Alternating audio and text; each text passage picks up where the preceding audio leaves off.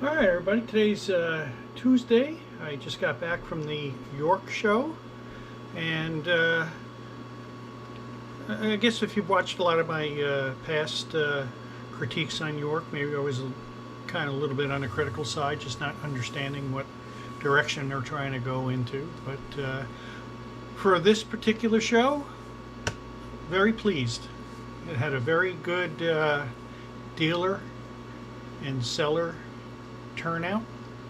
The only place I even noticed maybe a few less tables would have been in Orange Hall, but unless you were there a lot, you probably would not have noticed it. I have some video coming up as I was walking through the show, and you'll see what I'm talking about there. But this was a well-attended show. I thought it was better than the ones in the past. So I got to give a lot of credit, and it was still definitely the best train show you're going to come across. There's still some confusion out there about what are they doing with the show and what days it's going to be. The best I can tell is the April show is still going to be a Thursday, Friday, Saturday show, and then starting next year it's going to be a Friday, Saturday, Sunday show. I don't know if that's actually going to happen, but that I've seen that in write-ups, and but a lot of the vendors aren't actually sure on what that's going to go. This show I went to with a very small wish list. I didn't even think I was going to be buying stuff, but there's one thing I picked up is something you probably wouldn't have on your bucket list to look for, but this is the whole reason that you go to York. With that said, I'll just show that now. I found this by accident. It was the 812T pre-war tool set. It's from the early mid-30s. The box is extremely hard to find, and so it was just tools, not the toolbox. The toolbox kit is a 208. But basically, and I can't really find a definitive listing of what was included in this tool set, but the best I could tell is it came with a shovel, a pick, a axe, a sledgehammer. But then there's a lot of other tools out there that existed. So in the box along with it were the tools. So I got all these tools included. So it had four sledgehammers, a rake, 2 hoes. I don't know where these fit into the equation. The wrench, the saw, adjustable wrench, axe, and a knife. I don't know. And this pick top, I don't think the pick top actually goes to any of these sets, because as you can see down the road we have some picks and shovels. Then I'm trying to figure out authenticity, and the best I could tell is the original ones are magnetic and the repros are alloy and are not magnetic. So I don't know that to be a definitive way to say what they are, but all of these are magnetic. And when you're buying this, you really are paying for the box. The other stuff I got is, for those who know me, I'm a sucker for the 6414 autoloader cars, and I only want them with original cars. So these are the ones we're all familiar with the 4 color cars and the 6414 on the right hand side. In the later production years, when the trucks changed, the 6414 was moved to the other side of the car, so it's to the left of the Lionel, whether in prior years the 6414 was to the right and you had the die-cast trucks. So all of the 6414s with the plastic trucks would have come with 4 cars of the same color, and they would have gray bumpers instead of the chrome bumpers. So I was able to pick up, I had this one already, but I got one with the green cars, got one with the yellow cars, and another one with the red cars. As far as the cars go, I'm sure everybody knows this by now, and I don't know if this will show up on the video or not, but the original ones will have built by the Lionel Corporation, New York, and most importantly, made in America. The post-war celebration cars are the exact same cars, but instead of made in America, you'll have made in China there.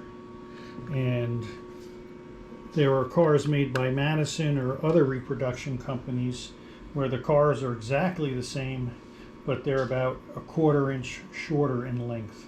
That's how you can tell the differences between the cars. So that was my main pickup for this show.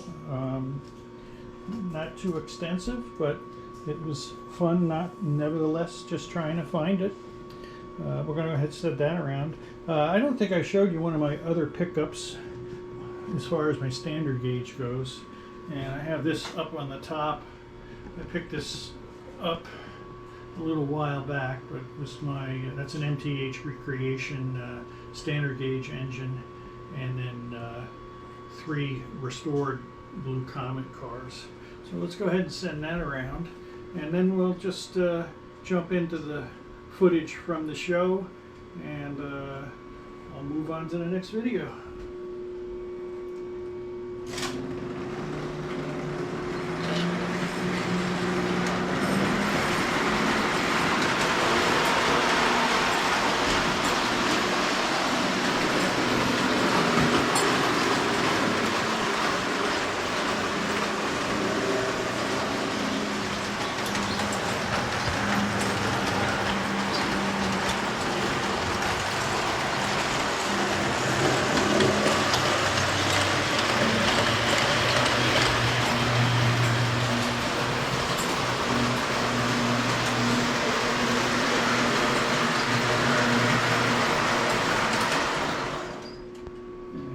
Go.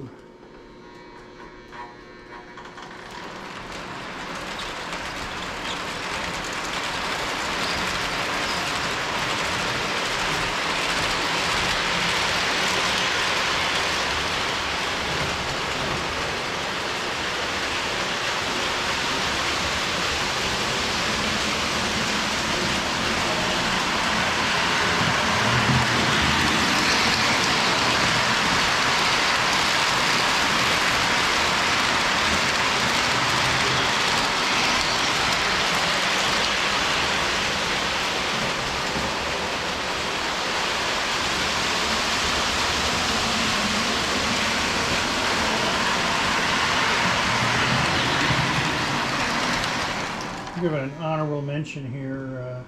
This Virginian is all original. 2331. I actually won this in a raffle. Beautiful engine, all original.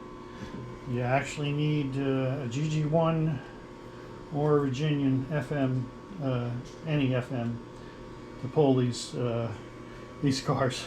This is a heavy load, and single engine locomotives gonna have a hard time pulling it.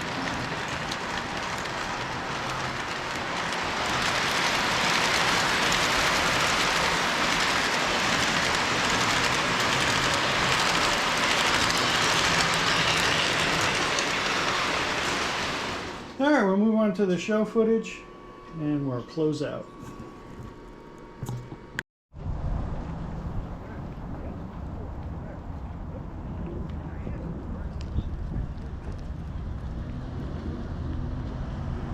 Headed over to Orange Hall. I'm going to start over there today.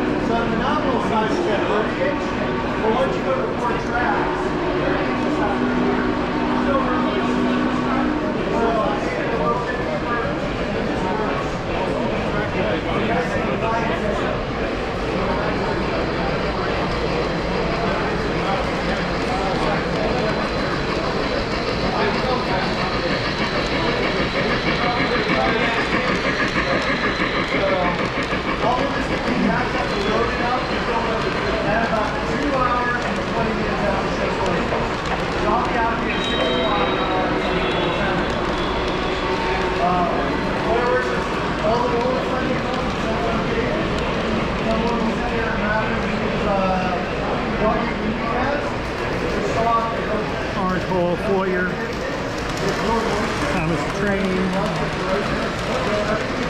layouts in here is bigger than in the past.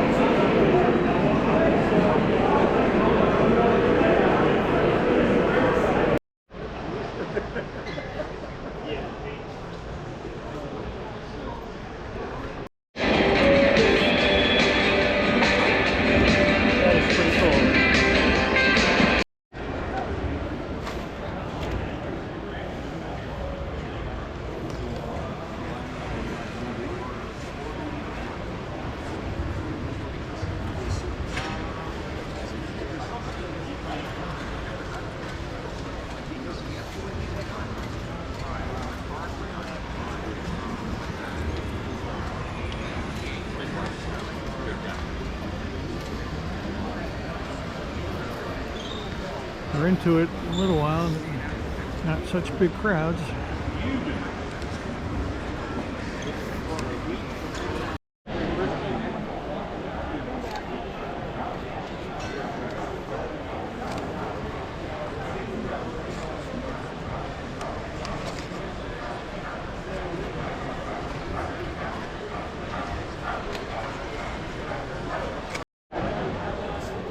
You don't see that all too often now.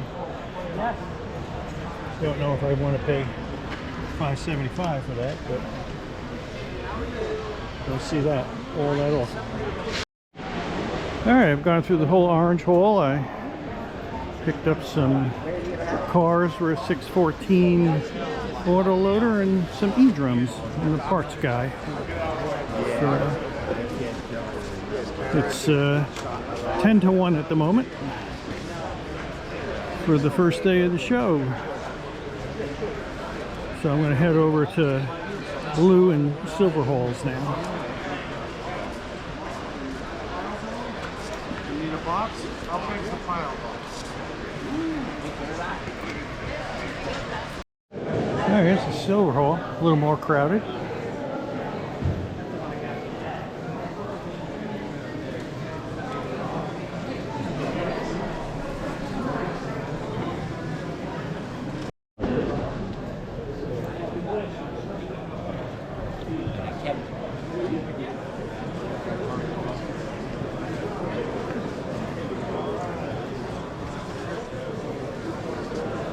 Well, consider there's 4 or 5 more buildings to this. You can see enough stuff. Maybe.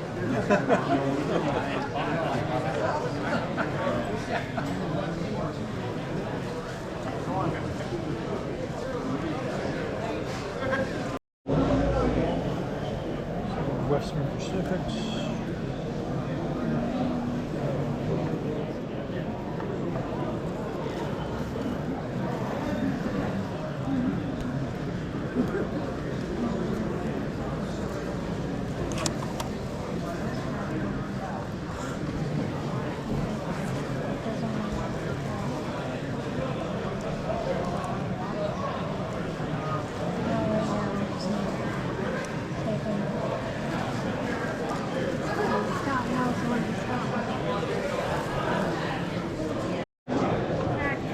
Nice set of Southerns, yeah, very good. How are you? All right. 1,500 there, much better price than the other side. Nice clean 2340. This guy has some nice stuff.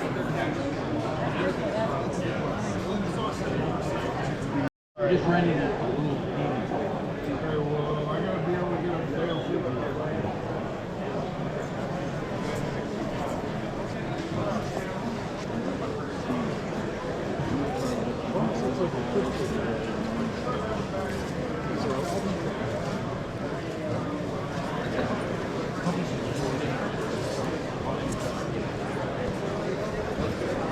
I see. Yeah.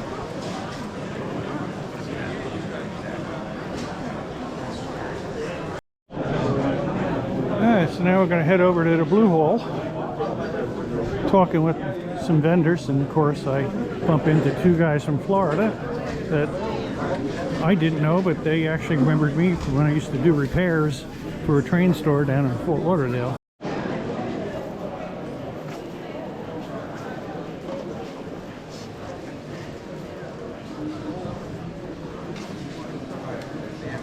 Is located in the Orange Mall concession stand. The National Convention booth from the Lone Star Division is located in the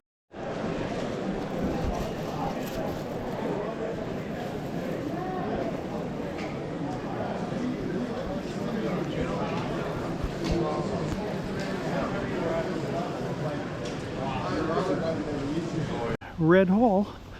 We'll see what's going on over there. Blue Hall is nothing of interest for me this year in blue. Silver was definitely the best hall so far. This I will probably go back through. I'm looking at a couple of 6414 gray bumper cars with boxes over there, so might pick those up. All right, here we go. We'll see how Red Hall is.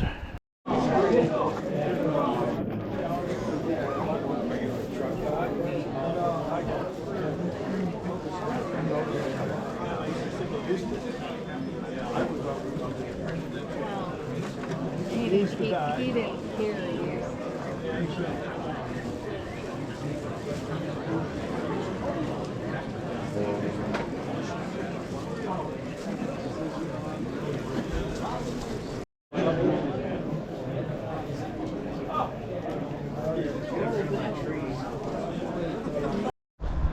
All right, well, it looks like I'm gonna be getting out of here without too much damage this year.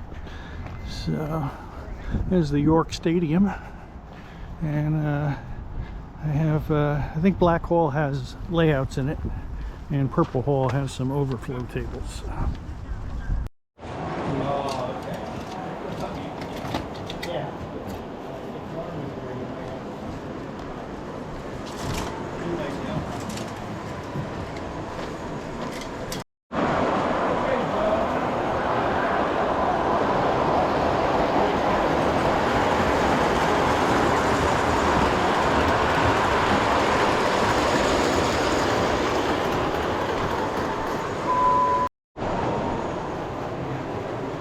This is Black Hall. They're just too big and they're not easy to put on. Not that problem. Yeah, it's a nice engine.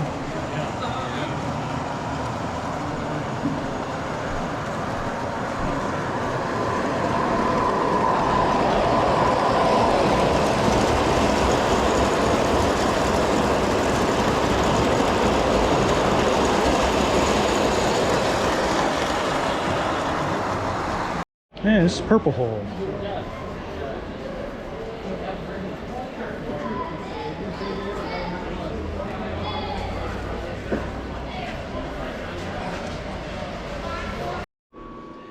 Alright, hope you enjoyed a look behind the scenes. If you weren't able to get to York, I hope you liked the footage, and hopefully it encourages you to attend a future show. One other thing I forgot to mention is one of the things I kind of discovered is these Marx cars. So to me, Marx, I never really took an interest in it, but I had picked up a couple of their army sets, and then I stumbled across this also when I was at the show and picked this up as well. It's a very interesting searchlight car, and they had some ingenuity in making it. So yes, it lights up and all, but this has a geared drive wheel, so when it's going around, it is spinning. Thought that was neat.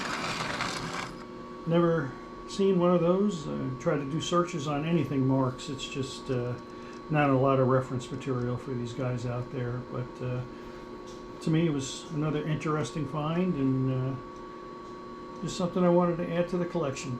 Alright guys, thank you for your time and your interest, and we will get back to finishing up this layout in the near future. Have a good week.